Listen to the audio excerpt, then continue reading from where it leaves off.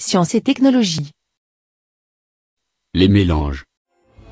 Il y a tout juste 6 mois, le rover Curiosity faisait ses premiers tours de roue sur Mars. Web & Tech Review vous propose cette semaine de revenir sur cette aventure. Quelles découvertes ont été faites jusqu'à présent par les équipes de scientifiques de la NASA? La planète rouge a-t-elle enfin révélé ses mystères? Notre équipe de journalistes Web Galactique vous emmène sur Mars afin de découvrir en détail les objectifs de cette mission. Attachez vos ceintures, décollage immédiat. Au terme d'un voyage de plus de 8 mois et après avoir parcouru 567 millions de kilomètres dans l'espace, le rover de la NASA atterrissait le 6 août dans le cratère de Gale, à proximité des premières pentes du mont Sharp. Quelques heures seulement après son arrivée, Curiosity nous envoie ses premières images. Des clichés de l'horizon en noir et blanc et un autoportrait qui ressemble à s'y méprendre à Wall-E. Notre robot allait enfin trouver son terrain de jeu pour mener à bien une batterie d'expériences scientifiques. Car en effet, Curiosity n'est pas là que pour faire du tourisme. Et dans ces prochains mois, il devra répondre à 3 questions. Déterminer si des conditions propices à la vie ont pu exister sur Mars, préparer une future exploration humaine, préciser sa géologie et caractériser le climat de la planète rouge. L'aventure est en route et sur le parcours, Curiosity lance sa première investigation en réalisant un premier prélèvement sur une roche. La forme pyramidale intrigue et fait rêver la communauté scientifique. Ce morceau rocheux mesurant 25 cm sur 40 de large est baptisé Jake Matijevic en l'honneur d'un ingénieur de la mission mort quelques jours après l'atterrissage du rover. Après avoir repris son trajet en direction de la région Glen Elg, la NASA annonce avoir la preuve formelle que l'eau liquide aurait bien coulé un jour sur Mars. Les images transmises par Curiosity montrent des graviers, des cailloux et du sable cimenté dans une couche conglomérée de 10 à 15 cm d'épaisseur. Une découverte qui permettrait d'affirmer que des ruisseaux auraient pu exister pendant des milliers voire des millions d'années. Alors y a-t-il eu un jour de la vie sur Mars? La question est à ce jour on ne peut plus d'actualité. Début octobre, Curiosity arrive sur son premier lieu de travail, une zone à la frontière de 3 régions géologiques distinctes qui permettront de réaliser un maximum de prélèvements. Le robot va enfin pouvoir prendre sa toute première pelletée de sol martien, une étape très symbolique pour les chercheurs qui attendent énormément de ses analyses. C'est aussi le même jour que le rover nous envoie le cliché d'un objet brillant qui s'avéra être plus tard un morceau du bouclier thermique, une pièce qui aurait servi à amortir la descente de l'engin sur le sol martien. Pendant quelques heures, le monde s'était mis à rêver et à croire aux extraterrestres. Le 11 octobre, les chercheurs découvrent la composition de la pierre pyramidale découverte quelques jours plus tôt. Les communiqués de presse de la NASA révèlent sa composition. Celle-ci se rapprocherait de celle des roches volcaniques que l'on peut trouver sur Terre. La pierre contiendrait plus de sodium, d'aluminium et de potassium et moins de magnésium, de fer et de nickel que les autres pierres présentes sur la planète rouge. 3 semaines plus tard, au mois de novembre, c'est au tour de l'atmosphère martienne d'être analysée. Les résultats déçoivent un peu les chercheurs car les capteurs n'ont pas trouvé de traces de méthane, une molécule produite en grande majorité sur Terre par les êtres vivants. En déceler sur Mars aurait représenté un pas de plus vers la certitude qu'il y aurait eu un jour de la vie. Les scientifiques ne perdent pour autant pas espoir et déclarent que la planète aurait perdu la majorité de son atmosphère au cours du temps. Cette déception est vite balayée par la rumeur d'une découverte importante. John Grotzinger, le responsable scientifique principal de la mission, aurait en effet laissé entendre à un journaliste que l'un des instruments scientifiques du robot avait fait une découverte historique. Une découverte qui aurait selon lui sa place dans les livres d'histoire. Ses collègues tempèrent ses déclarations et déclarent qu'il est encore trop tôt pour confirmer ces données. Le mystère reste entier et on se prête à nouveau à rêver.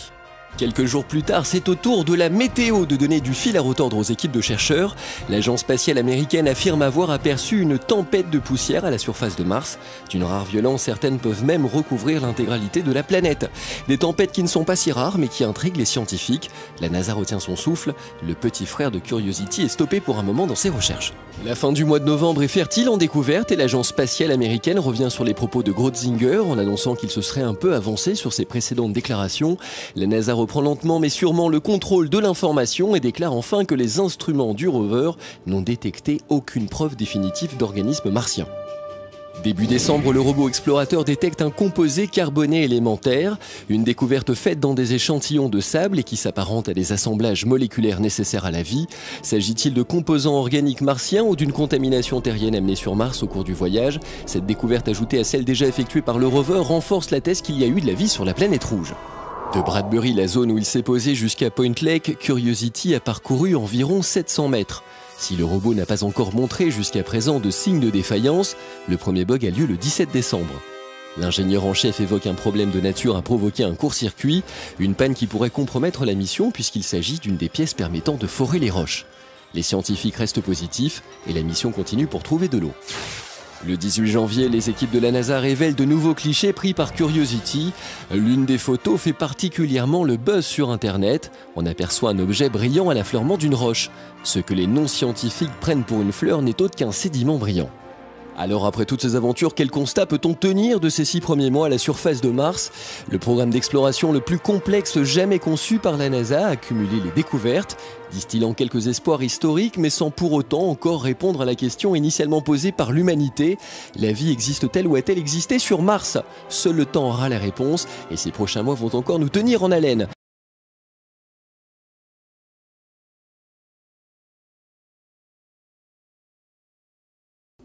Alors, la découverte ayant été annoncée, maintenant, qu'est-ce qu'on peut imaginer pouvoir faire, puisque les biologistes sont unanimes pour dire que l'eau liquide est nécessaire à la vie.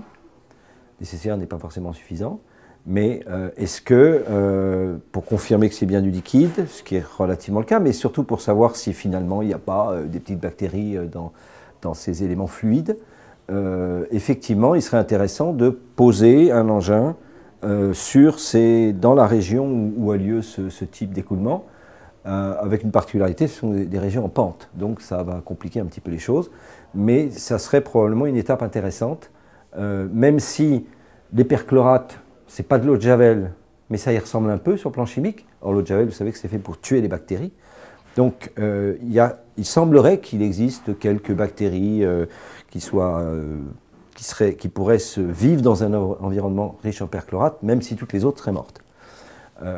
Après, penser qu'il y a de la vie dans ces écoulements épisodiques qui ont lieu, on va dire, une semaine tous les 2 ans, c'est quand même peu probable parce que l'eau liquide n'est présente que pendant un laps de temps très court, et puis l'environnement à la surface de Mars est toujours aussi hostile. Il y a les radiations qui tuent, les UV notamment, qui tuent les bactéries en permanence. Il y a le fait que le sol est très oxydant. Ça, c'est des résultats qu'on connaît depuis 40 ans et qui, à l'époque, nous avaient fait conclure que la vie n'était pas possible à la surface de Mars aujourd'hui. En l'an 2040, vous arrivez sur la planète Mars après environ une année de voyage spatial. Votre première mission est de vérifier s'il existe de l'eau sur Mars. Comment faire? Question numéro 1. Aujourd'hui, quelles sont nos connaissances par rapport à la présence d'eau sur Mars? Trouve la réponse en te rendant sur le site Universalis Junior par l'intermédiaire d'Illico ou intranet situé au collège. Question numéro 2. Sous quels états peut-on retrouver de l'eau à part liquide? Question numéro 3. Jusqu'à présent, sous quel état a-t-on retrouvé principalement de l'eau sur Mars? Pourquoi à votre avis l'eau est-elle sous cette forme?